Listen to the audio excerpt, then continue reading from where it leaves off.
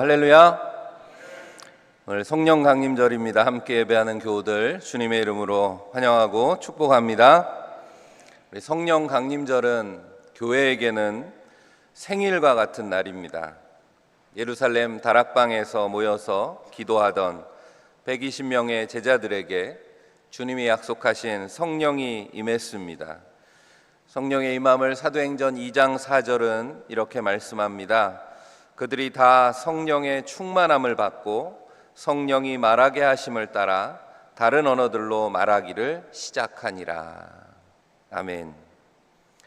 성령의 충만함으로 교회와 성도들이 성령을 따라서 다양한 말로 말하기 시작했다라고 성경은 기록하고 있습니다.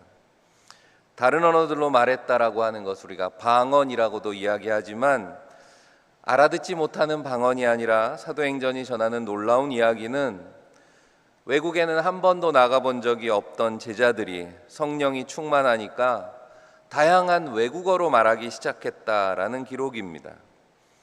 예루살렘을 순례하기 위해서 다양한 나라에서 찾아온 유대인들이 각자 자신들의 나라의 말로 제자들이 말씀하는 것을 보고 놀랐다라고 하는 거죠. 우리가 이어지는 말씀에서 주목해 보게 되는 중요한 내용은 그렇게 다양한 외국어로 제자들이 무슨 말을 했냐라고 하는 겁니다. 성령 충만한 제자들의 입에서 다양한 언어로 선포된 내용이 무엇인가? 순례객들의 증언에 따르면 성경이 이렇게 기록하고 있습니다. 사도행전 2장 11절에 우리가, 여기서 말하는 우리는 순례객들이죠. 각각 다른 나라에서 찾아온 유대인들을 말하는 겁니다. 우리가 다 우리의 각 언어로 하나님의 큰 일을 말함을 듣는도다 라고 기록하고 있습니다. 하나님의 큰 일이 전해졌다는 겁니다. 하나님의 큰 일을 말했다라고 하는 말씀을 한마디로 말하면 하나님을 찬양했다라고 하는 것입니다. 첫 번째 성령 강림절에 나타난 이 성령의 역사를 통해서 교회는 어떤 곳이고 성도들은 무엇을 하는 사람들인가라는 것을, 달리 말하면 교회의 존재 이유와 목적이 무엇인가라는 것을 분명히 드러내 보여주고 있습니다. 바로 하나님의 큰 일을 선포하는 것입니다.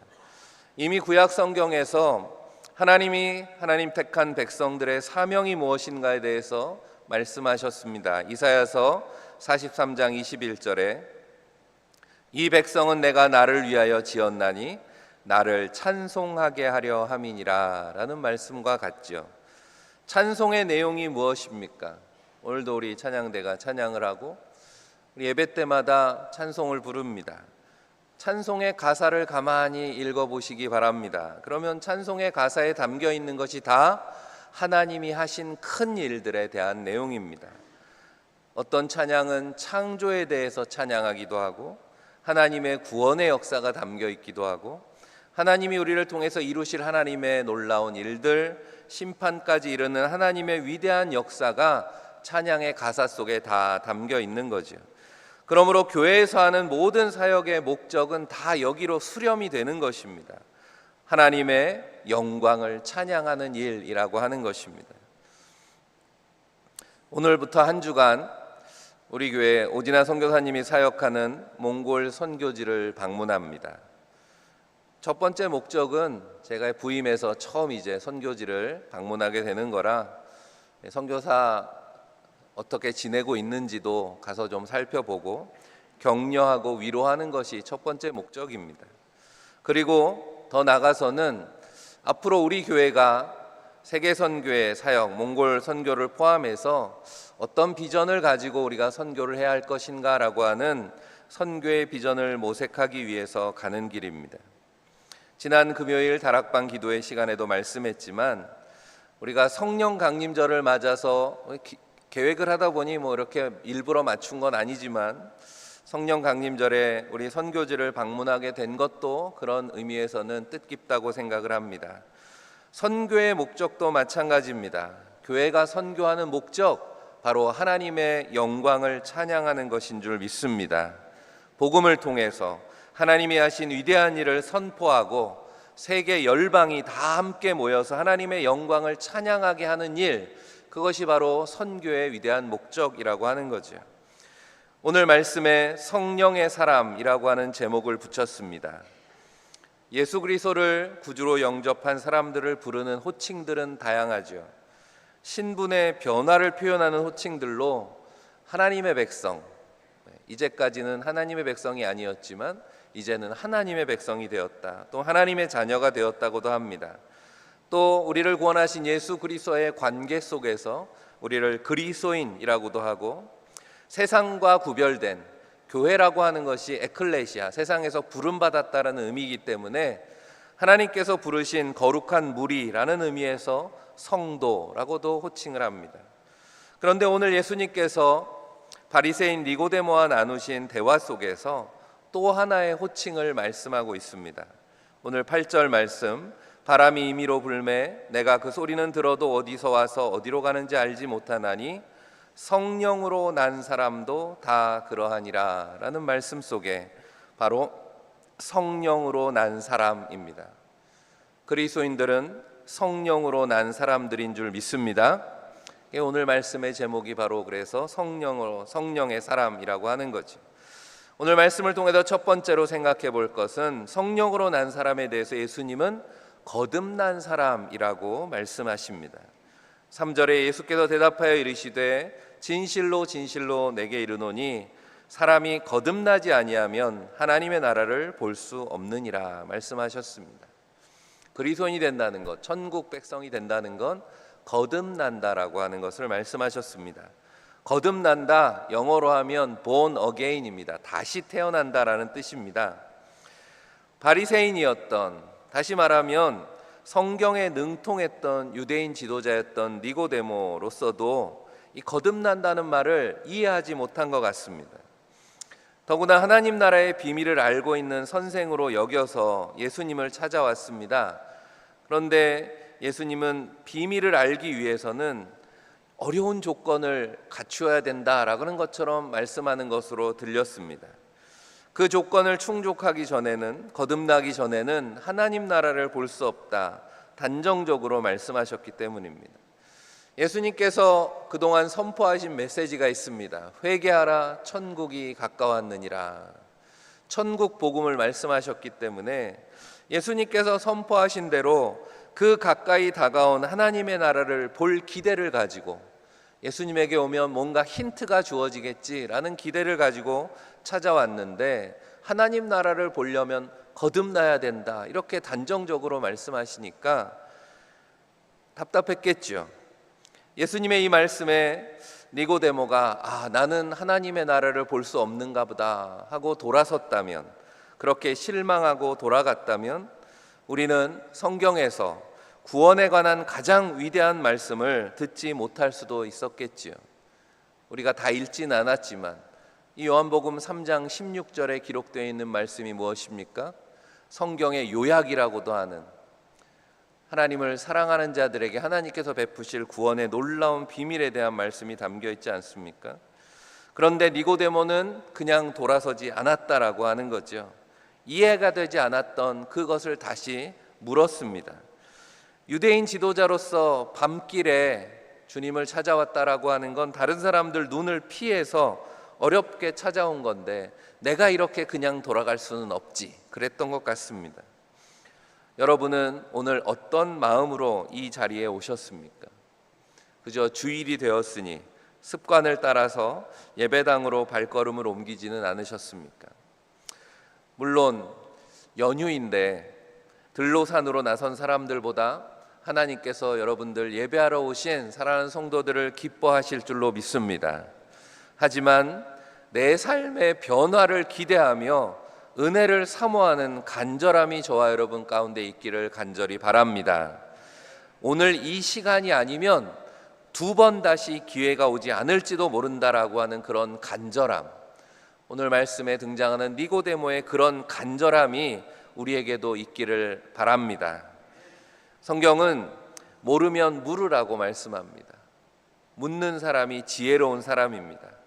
야고보서 1장 5절 말씀이죠. 너희 중에 누구든지 지혜가 부족하거든 모든 사람에게 후히 주시고 꾸짖지 아니하시는 하나님께 구하라, 그리하면 주시리라. 아멘. 니고데모가 거듭남의 비밀에 대해서 물었습니다. 예수님은 어이구 유대교 지도자라는 사내들인 공의원이거든요. 거의 탑 클래스에 해당하는 그런 유대교 지도자인데, 그런 지도자가 그래 이 비밀도 모르느냐 책망하지 않으셨다는 거죠. 한마디도 꾸짖지 않으시고 말씀해 주십니다. 거듭난다는 건 말이야, 물과 성령으로 태어나는 걸 말하는 걸세. 예수님은 너무도 쉽게 설명해 주십니다. 물은 세례를 의미하는 거겠죠. 세례를 말씀한다는 것을 유대인이라면 금방 이해했을 겁니다. 하지만 형식적인 물 세례를 의미하는 것이 아니라 회개와 죄 사함을 통해서 정결하게 되는 것입니다. 그러니까 물이라고 하는 건 정결례의 도구이기 때문에 그렇습니다. 오순절 성령 충만을 경험한 제자들이 예루살렘 성전에서 담대하게 복음을 선포했습니다. 사도행전 1장 2장을 통해서 성령 강림이 임하고 오순절에 담대하게 나가서 말씀을 전하는 이야기가 나오죠. 베드로를 대표해서 사도들이 나서서 예루살렘 성전에서 예수 그리스도의 복음을 증거했을 때 많은 무리들이 마음에 찔림을 받았습니다. 그리고 사도들에게 와서 이제 우리가 어떻게 하면 좋겠느냐라고 물었습니다. 그때 베드로가 이렇게 대답합니다. 사도행전 2장 38절입니다. 베드로가 이르되 너희가 회개하여 각각 예수 그리스도의 이름으로 세례를 받고 죄 사함을 받으라. 그리하면 성령의 선물을 받으리니. 물과 성령으로 세례받는 것에 대해서 사도행전에서 이렇게 말씀하고 있습니다. 세상에 속해서 죄로 물든 육신이 믿음으로 정결하게 되는 것이 세례의 의미입니다. 그리고 그것은 성령의 사람이 되는 필수 불가결인 조건이었습니다. 거듭남은 결국 죄로 물든 옛 자아가 회개를 통해서 깨어지고 성령 안에서 새 생명으로 살아가는 것입니다. 그리고 그것은 철저하게 그리스도 안에서 이루어지는 은혜의 역사라고 하는 거죠. 그래서 고린도후서 5장 17절 말씀에 그리스도인됨을 이렇게도 설명합니다. 그런즉 누구든지 그리스도 안에 있으면 새로운 피조물이라. 이전 것은 지나갔으니 보라 새 것이 되었도다. 거듭남이라고 하는 것, 우리가 그리스도인이 된다는 건, 하나님 나라 백성 성도가 된다라고 하는 건 이렇게 새롭게 되는 거죠. 새롭게 창조되는 것, 주님의 표현대로 하면 다시 태어나는 것입니다. 우리가 교회에 출석하고 직분을 받았다라고 하는 것이 거듭남을 의미하는 것이 아니라는 거죠. 성령 안에서 자신의 죄를 철저하게 회개하고 그리스도를 나의 구주로 모신 사람, 내 삶의 주권을 성령께 내어드린 그 사람이 바로 거듭난 사람인 줄 믿습니다. 오늘 함께 예배하는 성도들 모두 그리스도 안에서 거듭난 줄로 믿습니다. 이럴 때는 아멘을 크게 하셔야 돼요. 그건 내가 뭘 잘해서 되는 것이 아니라 하나님의 선물로 우리에게 주어진 것이기 때문에, 혹시 나에게 그 거듭남 구원의 확신이 없다면 이 시간 성령께 마음을 열고 거듭남의 은혜를 구하는 여러분들이 다 되시기를 바랍니다. 두 번째로, 성령으로 난 사람은 이제 영에 속한 사람이 되는 것입니다.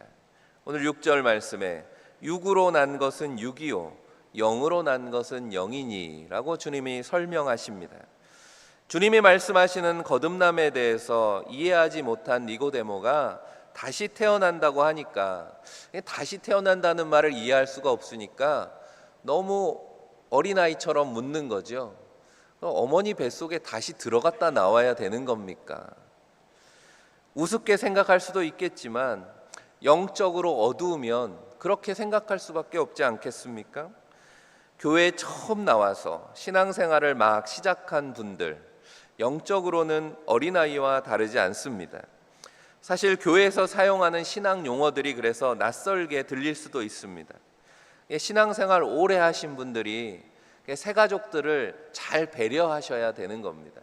같은 말을 하더라도 눈치를 봐야 된다는 거죠. 그래서 저는 그렇게 생각합니다. 건강한 교회는 새가족한테 초점 맞추는 교회입니다. 예를 들면 그런 거죠. 우리 안에 우리말을 잘 못하는 사람이 와서 예배를 드린다고 생각해 보십시오. 그 옆에 있는 사람들이 도와줘야죠. 어떻게든 말을 알아들을 수 있도록. 그리고 함께 대화하는 자리가 있다면 그 사람의 수준에 맞추어서 대화를 하는 것, 그게 건강한 공동체 아니겠습니까? 신앙생활 오래 하신 분들이 새가족을 배려할 때 쉬운 말을 사용하고 친절해야 된다라고 하는 거죠. 거듭난다는 것, 다시 태어난다라는 것의 의미를 묻고 있지만 니고데모는 잘 이해가 되지 않았습니다. 그러니까 자신이 생각하기에도 어머니 뱃속에 다시 들어갔다 나와야 됩니까? 너무도 우스운 질문을 하고 있는 거죠. 하지만 예수님은 그게 아니다라고 말씀하십니다. 왜냐하면 100번을 그렇게 다시 태어난다고 한들 여전히 육신에 매여서 사는 것 다르지 않다는 거지. 부활에 대해서도 말씀할 때 마찬가지라고 했습니다. 죽은 사람이 그저 살아나는 것, 죽었다 다시 살아나는 것이 부활이 아니다 그랬습니다.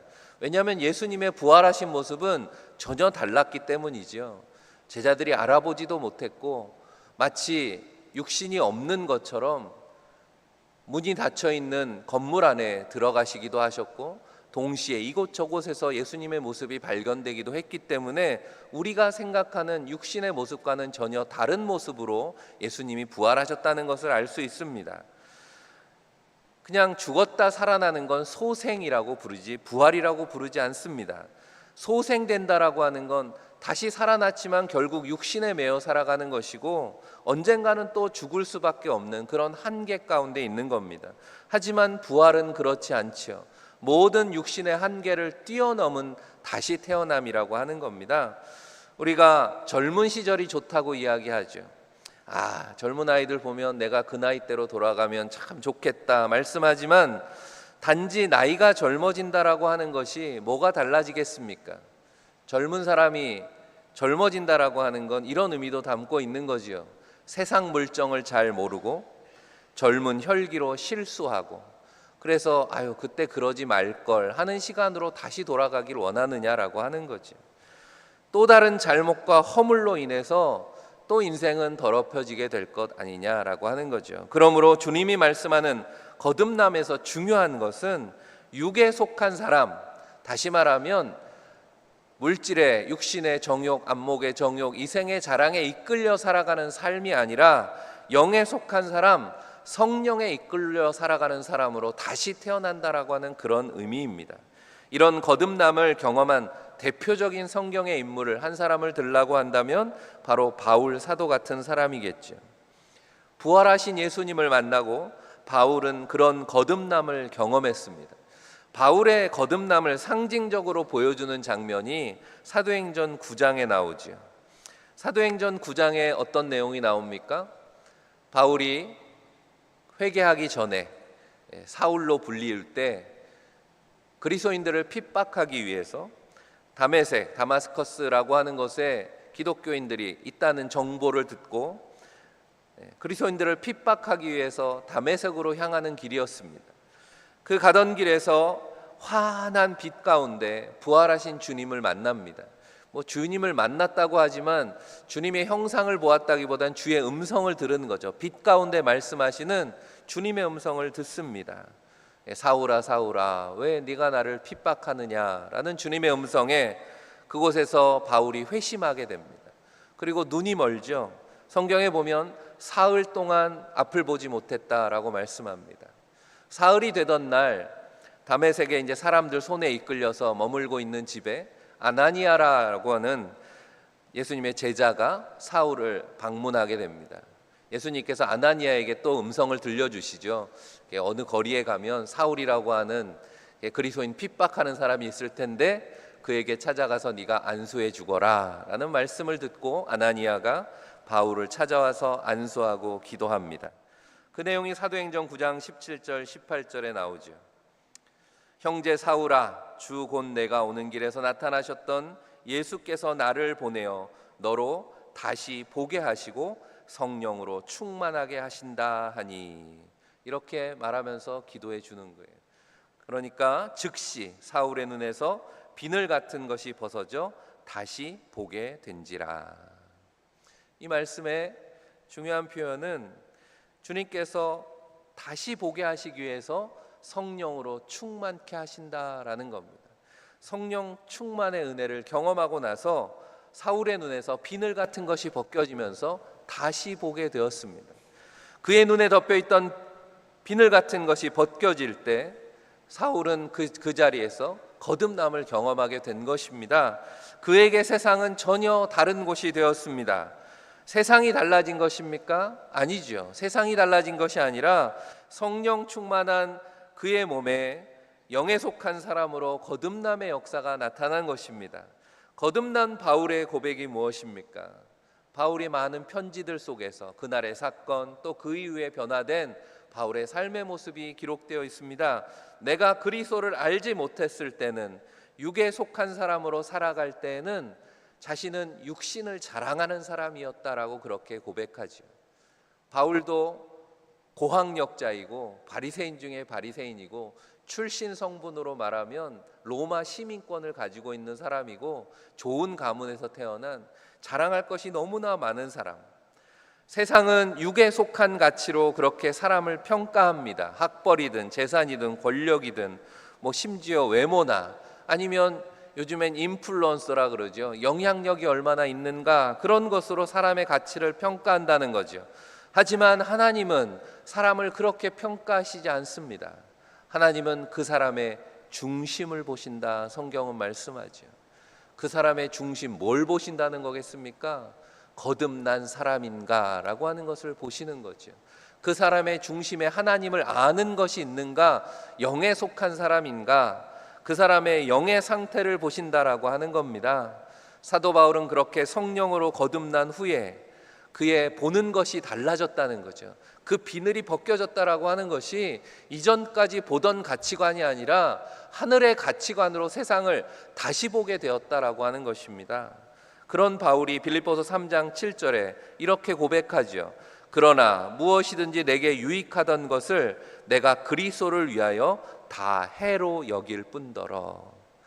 이전까지는 내가 이게 좋은 줄 알았어요. 이게 나에게 유익인 줄 알았어요. 그런데 거듭나고 보니 성령이 나를 주장하시고 보니 이게 다 해로운 것들이더라라고 하는 겁니다. 이제 그리스도 안에서 거듭난 그에게는 예수 그리스도를 아는 지식이 너무도 귀해서 육에 속한 모든 것은 다 나에게 해로운 배설물처럼 쓰레기같이 여겨졌다라고 고백하죠.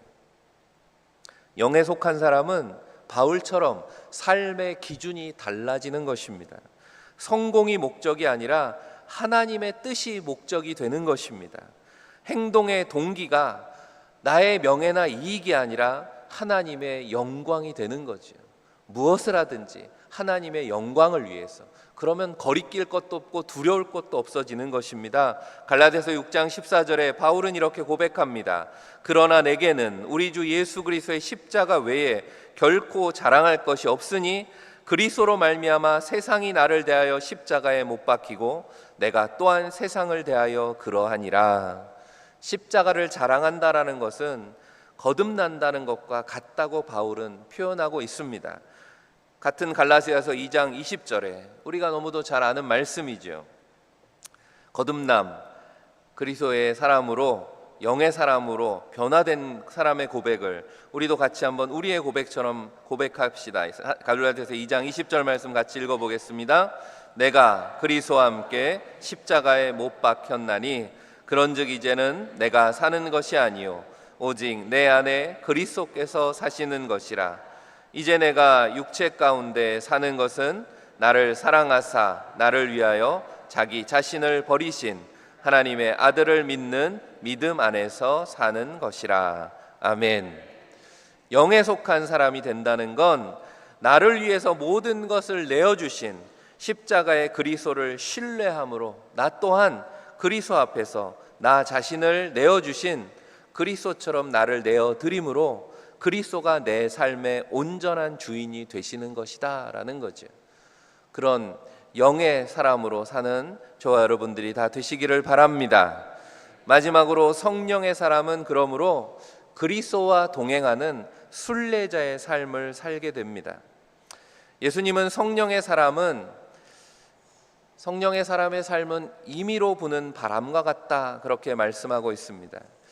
오늘 8절 말씀을 세 번역으로 다시 같이 읽어보겠습니다.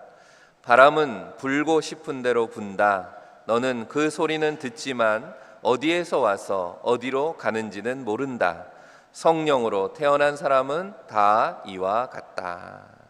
아멘. 성령의 사람, 성령은 바람 같다 이렇게 말씀합니다.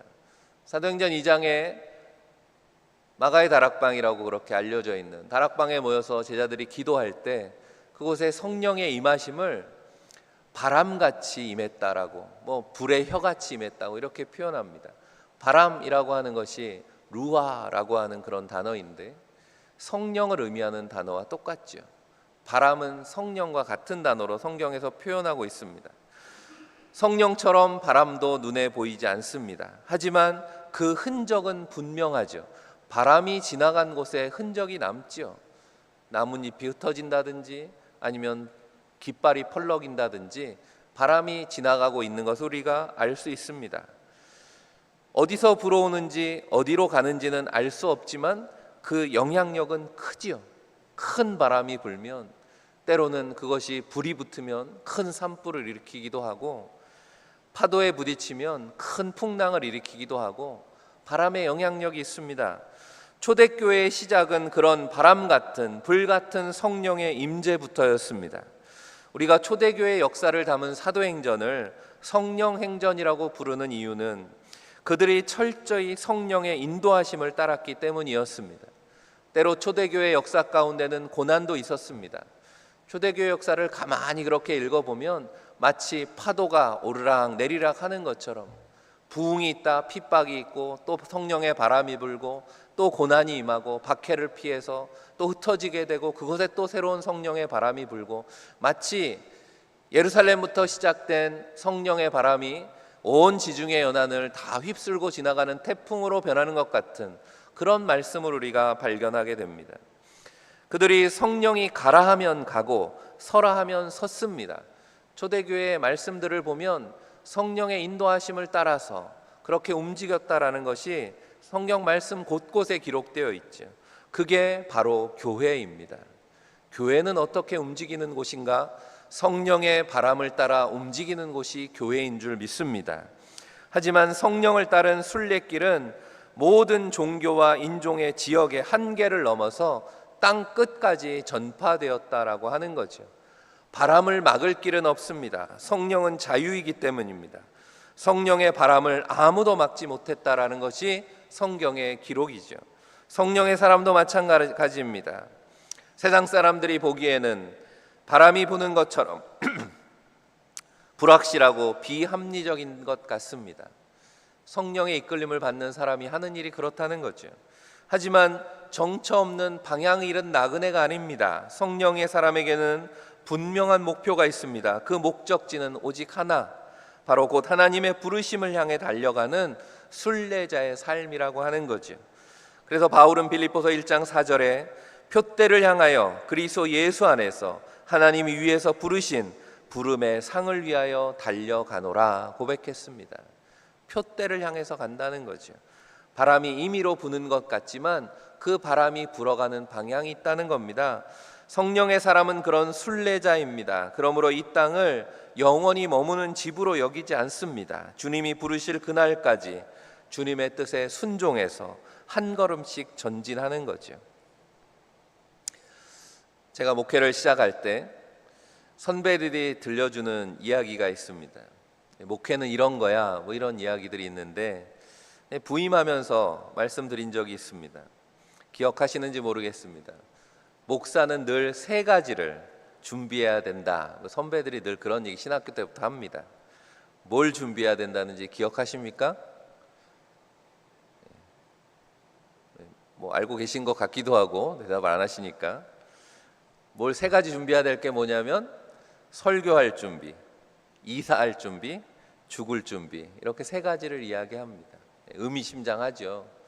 목사는 언제나 설교할 준비해야 된다. 목회 사역에서 제일 많이 해야 하는 일이 설교다 보니까 그래서 자다가 일어나서도 설교할 수 있도록, 그리고 좋은 말씀으로 성도들에게 영적인 꼴을 먹이기 위해서 설교 준비 열심히 하라라는 그런 당부로 알고 있습니다. 이사할 준비하라는 건 무슨 얘기겠습니까? 저도 목회지를 여러 번 옮겼습니다. 그런 이야기일까요? 목회하면서 어디든 편안하게 안주할 생각하지 말고 언제나 도전하는 정신으로 하나님이 부르시면 그저 부르심에 순종해서 어디든지 달려가라, 그런 당부로 알고 있습니다. 죽을 준비하라는 건 무슨 말일까요? 욕심 부리지 말고 종말론적인 신앙이라고 이야기하죠. 건강한 신앙은 종말론적인 신앙입니다. 오늘이 마지막이다. 우리의 삶에 하나님께서 주신, 예수님께서도 오늘을 중요하다고 말씀하셨잖아요. 내일은 염려하지 말고 내일의 괴로움은 내일에 맡기고 하나님께 맡기고 오늘이 나에게 주신 하나님의 은혜의 삶, 그저 하나님이 나에게 주신 덤이라고 생각하고 오늘 죽을 각오로 최선을 다하라, 그런 당부로 알고 있습니다. 그런데 오늘 이 말씀을 준비하면서 이 세 가지 당부에 성령의 사람으로 사는 길이 담겨 있음을 새롭게 깨닫게 되었습니다. 그러니까 선배들이 목사는 이런 사람이야, 설교할 준비해야 되고 이사할 준비해야 되고 죽을 각오로 살아야 되고 라는 말 속에 목사는 성령으로 사는 사람이야 라는 말로 다시 듣게 되었습니다. 죽을 준비하라는 말은 거듭남에 대한 당부입니다. 목사이기 전에 성령으로 다시 태어난 온전한 그리스도인이 되어야 되겠죠. 바울의 고백처럼 날마다 내가 죽고 예수로 살지 않고서야 복음의 일꾼으로 쓰임받지 못할 것입니다. 설교할 준비하라고 하는 것도 설교문 잘 쓰고 책 열심히 읽고 그런 말도 되겠지만 성령의 기름 부으심이 늘 말씀 가운데 있어야 된다는 것 아니겠습니까? 성령의 에너지가 바탕이 되지 않는 그런 설교는 메마른 사람의 교훈에 불과하기 때문입니다. 이사할 준비하라는 것도 성령의 인도하심에 민감해야 된다라는 말씀으로 다시 깨닫게 됩니다. 내 삶을 내가 계획하고 내가 주장하려고 해서는 안 된다라고 하는 거죠. 목회도 마찬가지 아니겠습니까? 내가 담임이니까 내 마음대로 내 멋대로 하는 것이 아니라 불고 싶은 대로 부는 바람과 같은 성령의 인도하심에 늘 귀 기울이고 때로는 어디로 가는지 모르지만 그 인도에 순종해서 오직 그리스도만을 바라보고 한 걸음 한 걸음 전진하라라고 하는 말씀입니다. 사랑하는 성도 여러분, 목사에게만 그런 말이 해당하겠습니까? 여러분도 마찬가지 성령의 사람인 줄 믿습니다. 그렇다면 여러분들은 어떤 삶을 살고 계십니까? 나를 새롭게 하는 힘을 어디에서 얻으십니까? 나를 나답게 만드는 가치와 정체성의 기준이 여러분에게는 무엇입니까? 내 인생을 이끄는 방향과 목표가 어디입니까? 성령이 주시는 힘으로 사시기를 바랍니다. 날마다 그리스도 안에서 새롭게 태어나시기를 바랍니다. 주님 안에서 날마다 하늘의 가치를 기준으로 삼는 그런 삶이 되기를 원합니다. 그리고 성령의 인도하심을 따라 그리스도를 향해 가는 영원한 순례자로 함께 걸어가시기를 주님의 이름으로 간절히 축원합니다. 기도하겠습니다. 사랑의 하나님, 오늘도 말씀으로 함께 하시고 교회의 거룩한 사명을 깨닫게 하시니 감사합니다. 하나님이 행하신 크고 위대하신 구원의 역사를 찬양하고 복음으로 선포하는 우리 교회가 되게 하여 주옵소서. 그리스도의 십자가 은혜로 구원받은 성도들이 성령의 사람들로 살기를 원합니다. 죄를 깨달아 회개하게 하시고 새롭게 된 마음에 주님이 주인 되어 주옵소서. 세상을 자랑하던 인생에서 오직 주님만을 자랑하는 참된 신앙 되기를 원합니다. 우리 안에 성령의 바람으로 역사하셔서 주님께만 순종하는 복된 교회와 성도로 살게 하여 주옵소서. 죽음 이기시고 부활하신 우리 구주 예수 그리스도 이름 받들어 간절히 기도하옵나이다. 아멘.